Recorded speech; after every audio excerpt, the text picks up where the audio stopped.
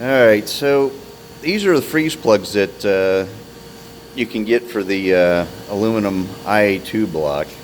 And if you notice, they've got a section, or the hex head for tightening these things in the block protrudes quite a bit.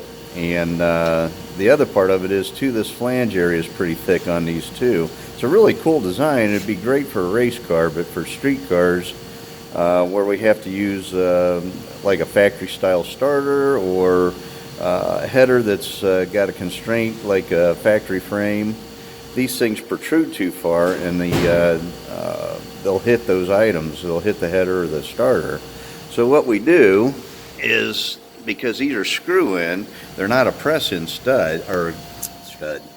freeze plug, what we have to do is we have to get these brass ones, and you can buy these at a hardware store they're actually called clean out plugs.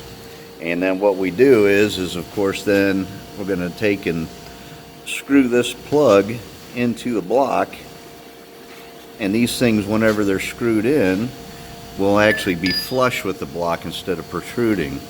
And that'll allow us to use a factory starter. You could use a mini starter too, but you know what, who knows what's going to happen once this thing leaves here. I don't know what the customer has for a starter or whatever. So what we do is we use these plugs, and they mount, once they're screwed in, they're flush with the block right here, and they'll clear the headers and the starter.